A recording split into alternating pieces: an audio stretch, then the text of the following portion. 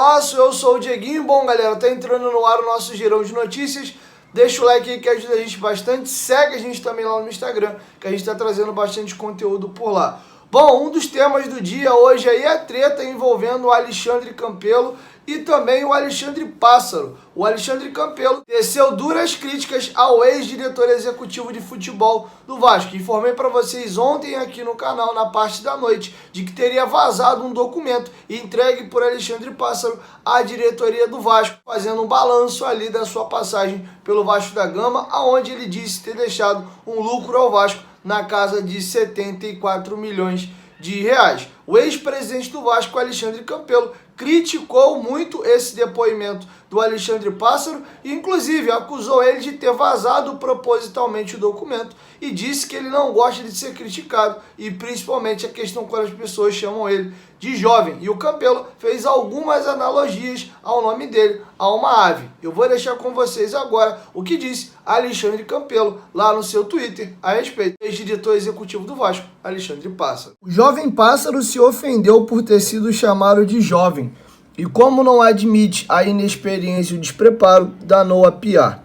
A falar mal da empresa que o empregou, que deu a ele a oportunidade de mostrar que era capaz. E afinal, no Morumbi, não passa mais na porta. Aí, em defesa da própria incompetência, vazou informações de que mudou as salas do CT, de quem sempre marcou os campos de São Januário e dos CTs do clube, agora não sabe mais marcar campo. Que fez uma lavanderia.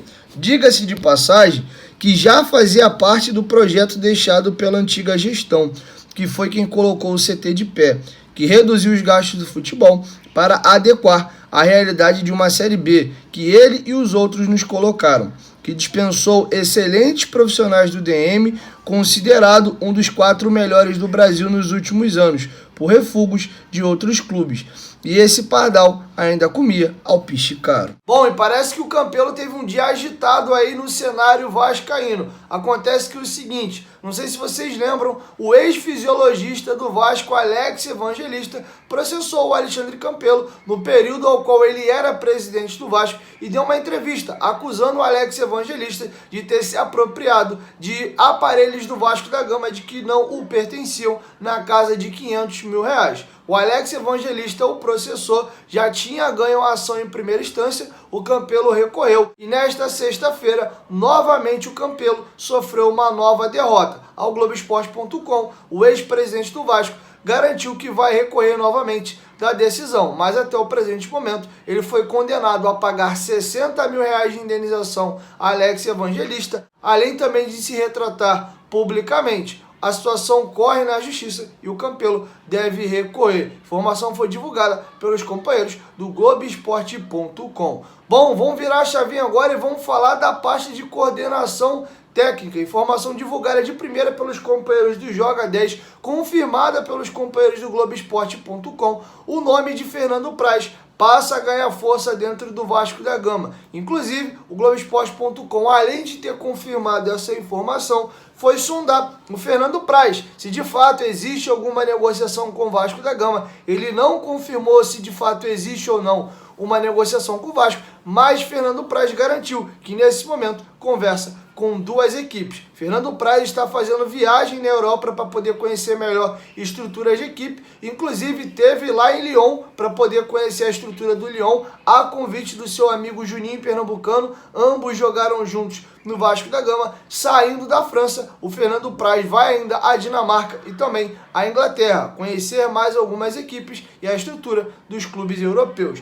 O Fernando Praz, nesse momento, é o nome mais cotado para ser o coordenador técnico do Vasco da Gama, função que seria ocupada por Ricardo Gomes. Após o presidente do Vasco, Jorge Salgado, vir a público e dizer que a situação estava praticamente concluída, logo em seguida, a diretoria do Vasco, através de nota na sua assessoria de imprensa, disse que as negociações foram encerradas. E nesse momento, o Vasco não tem diretor executivo, coordenador técnico e nenhum treinador. Bom, galera, vamos falar agora da pasta de diretor executivo de futebol, que continua abandonado, uma tremenda de uma bagunça, é o que a gente está assistindo hoje dentro do Vasco. Antes, rapidinho, se liga, tá chegando o nosso sorteio de 6 camisas do Vascão em parceria com a 1xBet. Você que tá de fora tá perdendo. Quer participar? É simples, só clicar aqui, ó, no primeiro comentário fixado do vídeo, se cadastra lá no site da 1xBet e faz um pequeno depósito de R$25 e manda pro e-mail do canal, que tá aqui, ó, na descrição do vídeo, para você não copiar errado, futebolaco2019@gmail.com. Além de participar desse sorteio, você pode ganhar uma grana muito boa, tá muito em alta no Brasil,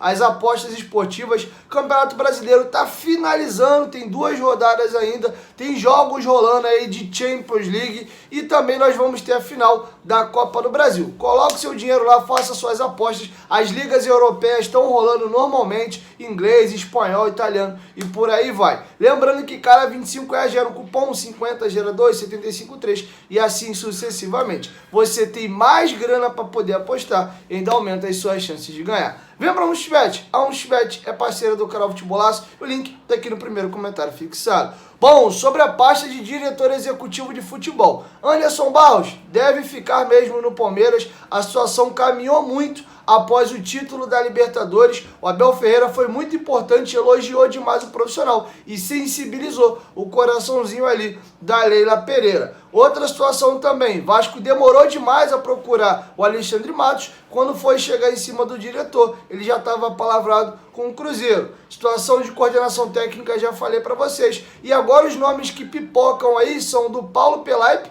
que teve uma passagem no Vasco em 2018 para poder tocar essa situação do Vasco ali na Libertadores, não teve uma boa passagem, já passou por Flamengo, Grêmio, Atlético Mineiro, uma passagem recente agora no Curitiba também, e o Newton Drummond, que é um profissional muito ligado ao Internacional de Porto Alegre. Ambos os profissionais dizem que receberam sondagem do Vasco, mas proposta nenhum deles recebeu. É impossível o Vasco contratar um profissional sem fazer proposta. E olha, a situação do Vasco tá muito complicada. O Vasco demitiu Alexandre Pássaro e Fernando Diniz no dia 11 de novembro. Nós já estamos aí indo para um mês de que esses profissionais foram demitidos. A Série B acabou na semana passada, na quinta-feira. Já temos aí uma semana e um dia do término da competição. E o Vasco nada de anunciar o diretor executivo, o coordenador técnico. Então o Vasco tá uma tremenda de uma bagunça e de uma zona nesse momento.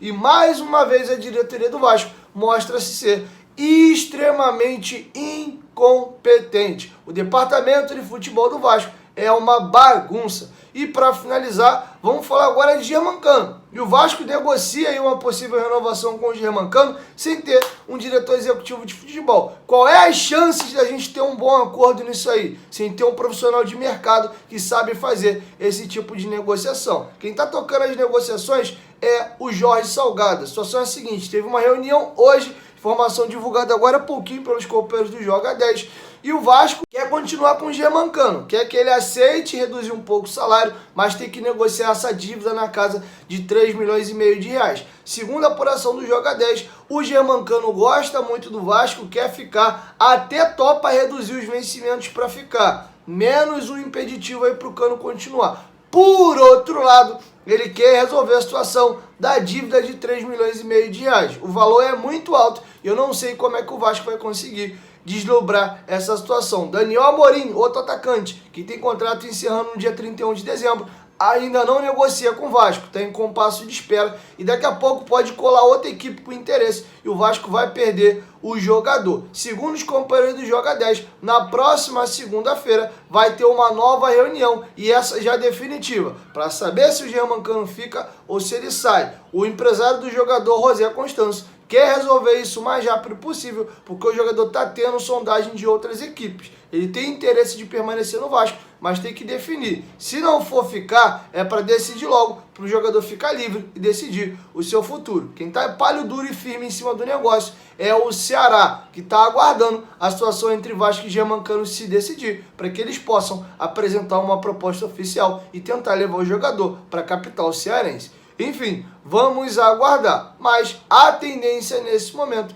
é que a situação do Germancano acabe dando uma certa atravancada. A situação é bem difícil, porque o montante da dívida é bastante alto. E falando de dívida, acho que a diretoria do Vasco tem que fazer um esforço, porque ele ficando ou não ficando, vai ter que pagar a dívida de qualquer jeito. E para achar um centroavante de qualidade, é caro e não é fácil achar esse jogador no mercado. O Cano já é identificado com o Vasco, conhece o clube, eu faria um esforço para ele continuar. Enfim, qualquer novidade sobre a situação do centroavante eu trago para vocês aqui no canal. É isso, galera. Vou encerrar minha participação por aqui e amanhã de manhã eu chego com mais informações. Você que não é inscrito lá no Futebolaço Podcast, se inscreve. Semana que vem a gente volta com as entrevistas aí. Tem 2 convidados maravilhosos colando lá. E por favor, gostaria de fazer um pedido. Você que gosta do meu trabalho, me dá essa moral. Vá lá no corte do Futebolaço Podcast. A gente está com 230 inscritos mais ou menos nesse momento. E eu preciso que chegue pelo menos a 1.000 inscritos para poder liberar algumas ferramentas. Então, por favor, vai passar aqui 20 mil pessoas nesse vídeo. Eu preciso que pelo menos 700 de vocês vai lá e se inscreve e me dá essa moral para liberar algumas ferramentas, beleza? E também assiste lá, que de verdade, não é porque eu fiz não, o conteúdo tá muito bom. Tem 3 ótimas entrevistas lá já, uma com o Big João, uma com o Penido e a outra com o MCG7. É isso, 1, 2, 3, Futebolaço, tamo junto família, a qualquer momento que volta mais, tamo junto, valeu, fui!